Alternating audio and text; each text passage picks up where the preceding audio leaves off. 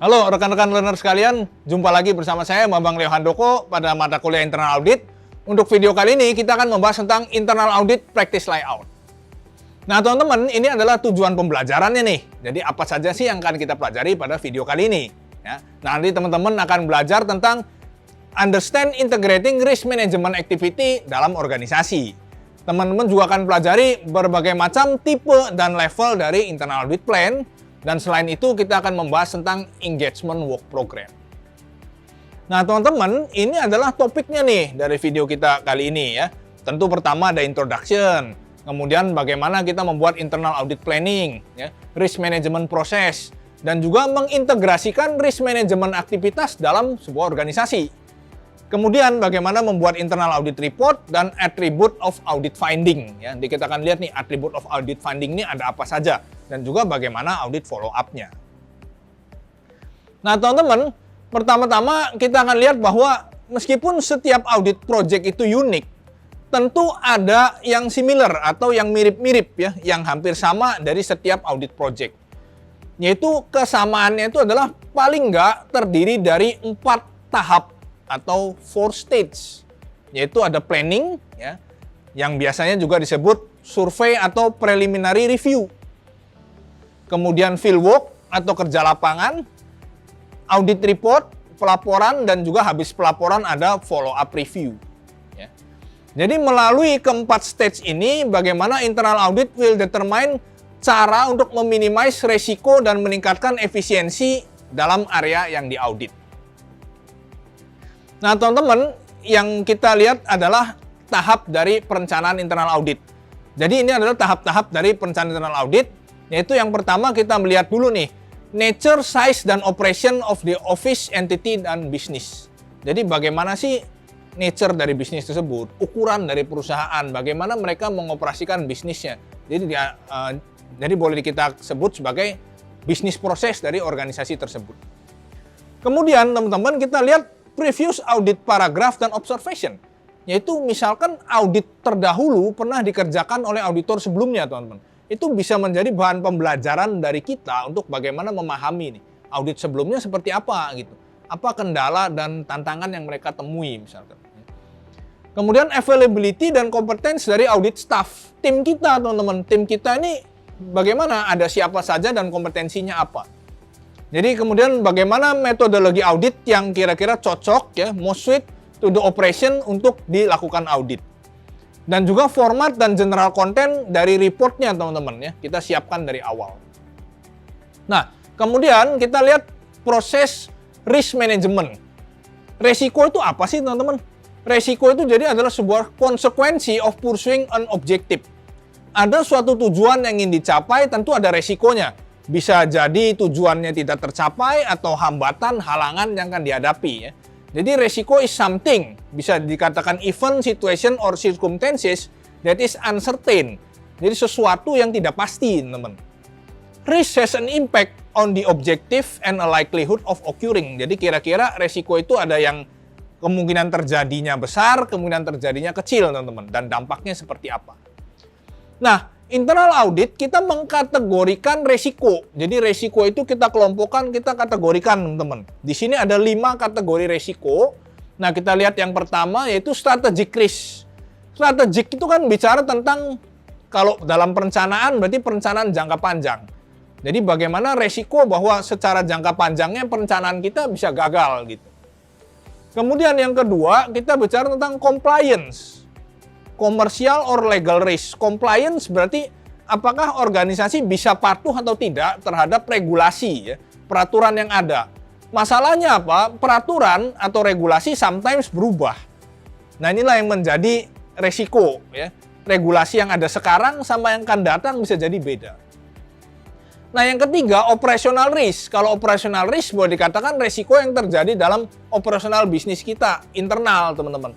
Misalnya, ternyata kekurangan sumber daya manusia, ya, ada poor service level, ada kerusakan dalam aset maupun ancaman misalnya pencurian dan sebagainya. Kemudian technical risk yang keempat. Kalau technical risk ini berbicara tentang teknis, teman-teman. Misalnya resiko managing aset seperti kegagalan peralatan, ya, risiko kerusakan IT, misalnya ada ancaman virus, ya, komputer crash, dan sebagainya. Dan yang kelima adalah financial dan system risk. Nah, kalau ini berhubungan dengan pelaporan keuangan nih teman-teman ya, financial control dan sistem, seperti misalnya fraud, ya, pencurian, ada penyalahgunaan dana, ya, penyalahgunaan aset, ada jeda di procurement, delay report, dan risk of material misstatement. Nah, bagaimana mengintegrasikan risk management activities dalam organizational planning process, teman-teman? Di sini kalau kita lihat ada 4 tahapan, yaitu dimulai dari strategic dan operation objective set, kemudian kita risk assessment, ya, penilaian risiko, kemudian risk treatment action planning, dan budgeting for strategic objective dan risk treatment implementation. Nah, kita harus merecognize dan recording of audit finding, teman-teman. Jadi temuan audit nih, kita melakukan pemeriksaan, kemudian dapat temuan. Temuannya mesti kita record dan recognize, yaitu pertama, warrants the attention of management. Jadi manajemen harus kita beritahu, ya. Jadi bagaimana mereka atensinya meningkat gitu. Is documented by fact, not opinion. Jadi fakta, teman-teman, bukan opini ya. Kalau opini kan pendapat orang. Pendapat bisa jadi salah gitu. Tapi yang kita gali adalah faktanya. Apakah objective developed without bias or preconceived ideas? Bias berarti sesuatu yang bisa jadi nggak objektif gitu. Kalau kita sudah suka dengan A, maka jelek pun kita bilang baik. Nah, itu bias. Jadi nggak objektif, teman-teman. Apakah ada isu yang relevan? Current issue, isu-isu terkini. Ya. Apakah convincing enough untuk compel action to correct the defective condition? Apakah temuannya itu memberikan bukti yang cukup untuk kita ajukan ke manajemen untuk perbaikan gitu. Nah, teman-teman, ada 5 attribute of audit finding, yaitu ada kriteria, kondisi, cause, effect, dan recommendation. Kriteria secara simpelnya bisa kita katakan adalah suatu ideal. Ya. Idealnya tuh bagaimana sih yang mau kita capai. Nah, kondisi, sebaliknya, kondisi ini apa adanya, teman-teman. Bisa jadi kondisi sama kriteria itu beda jauh. Ya. Kita cita-citanya pengen mencapai seperti ini, tapi kondisi sekarang kayak begini. Gitu, ya. Jadi baik buruknya organisasi saat ini. Cause itu adalah penyebab. Apa yang menyebabkan kondisi nggak mencapai kriteria? Gitu. Ya. Apa sih penyebabnya? Effect adalah dampaknya. Dampak ketika kriteria nggak tercapai nih.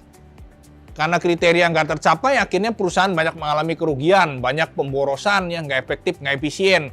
Jadi apa yang perusahaan itu suffer, ya, kerugian yang diakibatkan karena si kondisi nggak mencapai kriteria. Dan rekomendasi adalah bagaimana supaya kondisi bisa meningkat, at least mendekati si kriteria, gitu, teman-teman. Ya. Nah, kemudian kita membuat internal audit report. Ya. Jadi laporan internal audit. Apa saja nih yang kita kerjakan dalam internal audit report ini? Dalam internal audit report ini ada discussion draft. Jadi apa yang kita diskusikan, ya, beserta manajemen dan juga departemen lain. Kemudian ada exit conference, ya, setelah kita selesai melakukan proses audit. Nah, di sini discussion draft meningkat jadi formal draft. Sudah nggak hanya discussion, tapi udah lebih formal. Kemudian apa respon dari klien terhadap formal draft yang sudah kita bikin? Dari situ kita beranjak menjadi final report. Ya, formal draft naik lagi menjadi final report. Dan kemudian setelah diserahkan, maka kita sebut sebagai internal audit annual report. Ya, baru nanti kita lihat klien komennya seperti apa.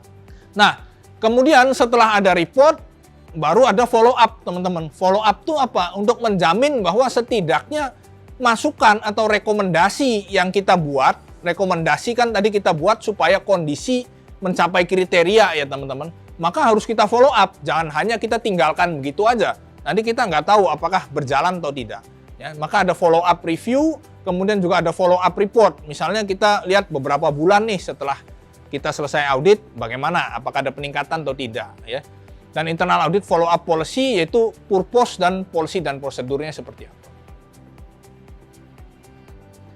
Nah, baik teman-teman, itu tadi video yang Bapak sampaikan ya. Semoga bermanfaat bagi teman-teman. Terus rajin belajar dan tetap semangat.